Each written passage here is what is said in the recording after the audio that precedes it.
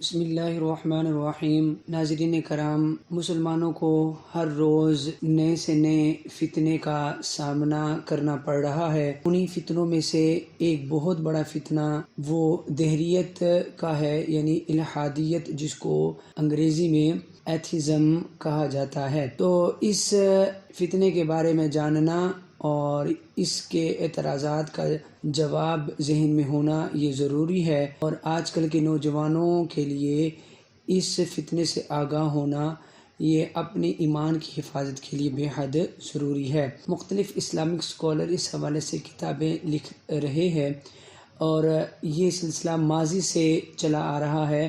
ان کے دہریت کے مختلف اعتراضات کے جوابات شروع سے علماء کی طرف سے دیے جا رہے ہیں، اور موجودہ دور میں ایک بہت ہی آسان فہم اور اس فتنے کے حوالے سے بنیادی تعارف سیکھنے کے لیے ایک بہت اہم کتاب آپ کے سامنے پیش کرتا ہوں، جس کا الحمدللہ آج میں نے مطالعہ مکمل کیا ہے۔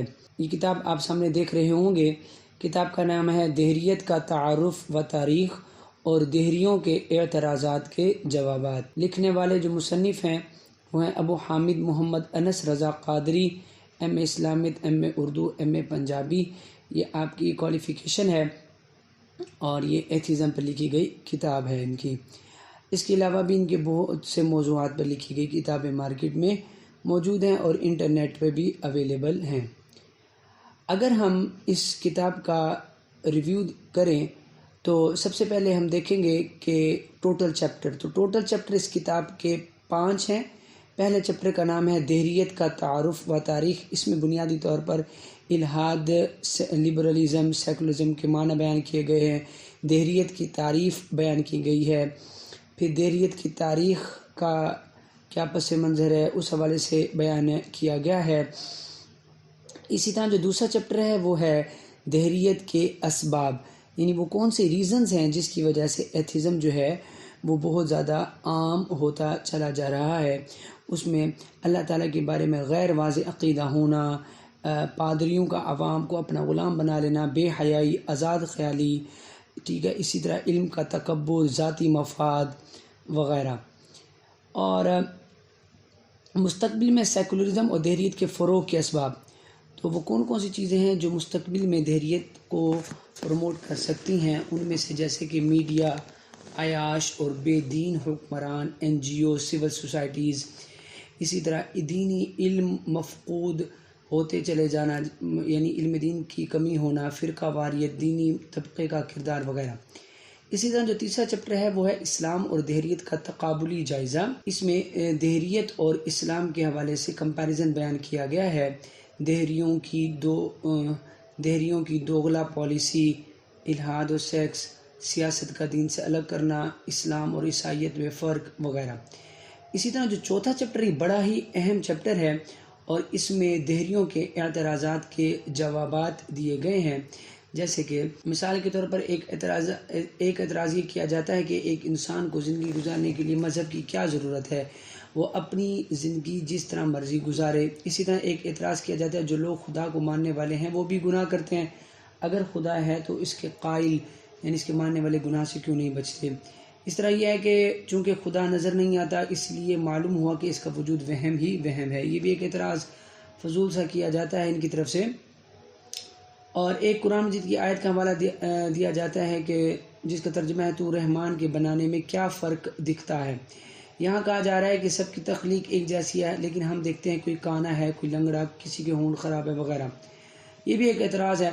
اسی طرح ایک اعتراض کیا جاتا ہے کہ رزق کا ذمہ اللہ عز و جل پر ہے تو دنیا میں لوگ بھوکے کیوں مر رہے ہیں۔ اسی طرح مختلف طرح سے اعتراضات کیے جاتے ہیں۔ ایک اعتراض بہت ہی زیادہ مشہور ہے، وہ یہ ہے کہ مولوی معاشرتی ترقی کی رکاوٹ ہیں، اگر یہ نہ ہوں تو معاشرہ بہت ترقی کرے۔ تو ان تمام اعتراضات کا بہترین جواب مفتی صاحب نے دیا ہے، اس کتاب میں آپ پڑھ سکتے ہیں۔ اسی طرح آخر میں دہریوں سے چند سوالات بھی کیے گئے ہیں، اگر کسی میں جرأت اور ہمت ہو تو اس کا جواب بھی دے۔ اور آخری 5واں چیپٹر ہے وہ ہے سیکولرزم اور دہریت سے بچاؤ کی تدابیر، کہ وہ کون سے طریقہ کار ہیں جس سے ہم سیکولرزم اور دہریت سے بچ سکتے ہیں، جس میں ہمارے سب سے پہلے یہ ہے کہ مضبوط ایمان ہونا چاہیے، اللہ پر یقین ہونا چاہیے۔ اسی طرح فلاح و کامیابی صرف دین اسلام میں ہی ہے۔ وہ لوگ جو مغرب سے مرعوب ہیں ان کو سمجھنا چاہیے کہ فلاح و کامیابی صرف اور صرف اسلام میں ہے۔ اسی طرح دین کا علم حاصل کرنا یہ بھی دہریت سے بچنے کے لیے بہت ضروری ہے۔ تقوی اختیار کیا جائے، رزق حلال کمایا جائے، بے حیائی سے اجتناب پرہیز کیا جائے۔ اور اسی طرح بڑا اہم پوائنٹ یہ ہے کہ صحیح العقیدہ علماء کرام کی صحبت و محبت دل میں قائم کی جائے، کہ ایک تو علماء کرام کی محبت دل میں ہو اور ان کی صحبت اختیار کی جائے، تو یہ بھی دہریت سے بچاؤ کی ایک تدبیر ہے۔ اسی طرح آخر میں ہے کہ سیاست کو سیکولر لوگوں سے پاک کرنا، یہ بھی دہریت سے بچنے کا ایک طریقہ ہے۔ تو ناظرین کرام، یہ سب سے پہلے یہاں مقدمہ دیا گیا ہے مفتی صاحب کی طرف سے، اور یہ بھی پہلا چیپٹر، اس میں تعریفات بیان کی گئی ہیں۔ دہریت کی تعریف، دہریت کس کو کہتے ہیں، یہ بھی آپ یہاں سے پڑھ سکتے ہیں۔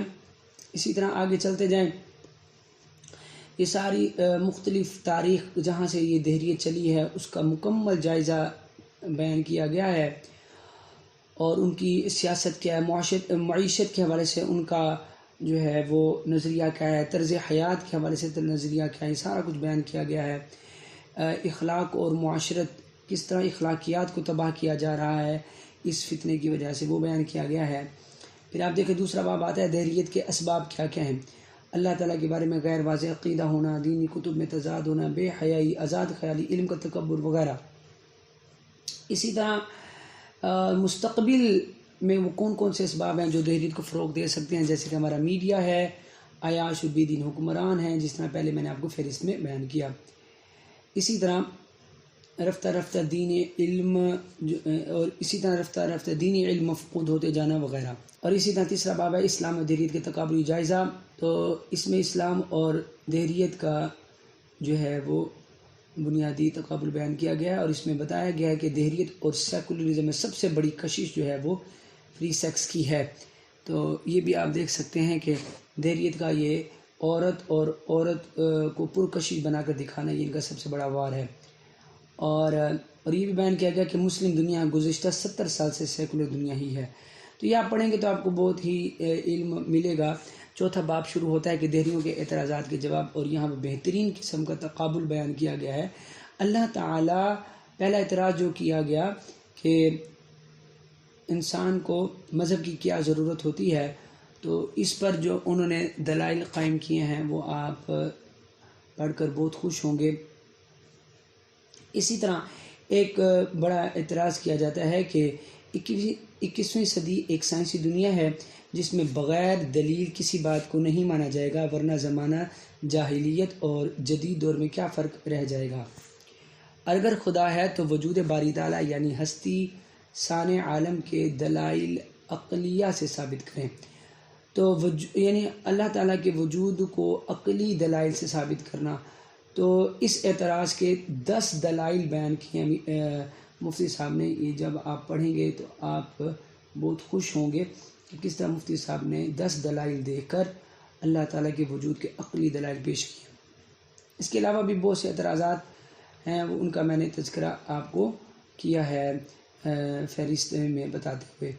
اور آخری 5واں باب ہے کہ سیکولرزم و دہریت سے بچاؤ کی تدابیر کیا۔ مضبوط ایمان ہو، دین علم حاصل کرنا چاہیے۔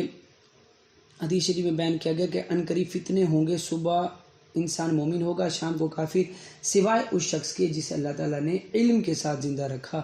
تو علم کی وجہ سے انسان فتنوں سے بچ سکتا ہے۔ اسی طرح تقویٰ اگر اختیار کیا جائے، اللہ تعالیٰ قرآن مجید میں ارشاد فرماتا ہے وَأَنجَيْنَا الَّذِينَ آمَنُوا وَكَانُوا يَتَّقُونَ، اور ہم نے ان کو بچا لیا جو ایمان لائے اور ڈرتے تھے۔ تو تقویٰ اختیار کرنے سے بھی انسان فتنوں سے بچ سکتا ہے۔ اسی طرح رزق حلال جو ہے وہ کمایا جائے، یہ بھی فتنوں سے بچنے کا ایک سبب ہے۔ حدیث شریف کا ایک جز ہے کہ اللہ تعالیٰ کی مدد نیک تاجروں کے ساتھ ہے۔ اسی طرح اور بھی بہت سی معلومات اس میں بیان کی گئی ہے۔ بے حیائی سے اجتناب کیا جائے، تو مفتی صاحب کا مشورہ ہے کہ ہمیں چاہیے کہ موبائل کا استعمال کم کریں اور ٹی وی دیکھنے سے گریز کریں، کہ اس میں وقت کے ضیاع کے ساتھ ساتھ ایمان کا خراب ہونا بھی ہے۔ اسی طرح جاہل ملاؤں سے دور رہیں، مذہبی حلیہ اپنانے والے زیادہ تر ہمیں رمضان ٹرانسمیشن میں یہ نظر آتے ہیں، رمضان کے مہینے میں۔ اسی طرح ایک یہ بھی تدبیر بیان کی گئی کہ صحیح العقیدہ علماء کرام کی صحبت و محبت جو ہے یہ اختیار کی جائے۔ مفتی صاحب نے فرمایا کہ فی زمانہ ایمان کی سلامتی کا سب سے بڑا ذریعہ علم دین ہے۔ تو جتنے بھی فتنے ہیں اس سے نمٹنے کا طریقہ صرف ایک یہ ہے کہ علم دین حاصل کیا جائے۔ اور آخر میں بیان کیا گیا سیاست کو سیکولر لوگوں سے پاک کرنا، تو یہ بھی اس میں بھی بیان کیا گیا کہ اپنی سیاست کو سیکولر لوگوں سے پاک کیا جائے تو ہمارا معاشرہ پر امن بھی ہو سکتا ہے اور نیک بھی بن سکتا ہے۔ اللہ تعالیٰ سے دعا ہے کہ اللہ تعالیٰ ہمیں ہر فتنے سے بچنے کی توفیق عطا فرمائے اور دین متین کی خدمت کرنے کی توفیق عطا فرمائے، آمین، جزاک اللہ۔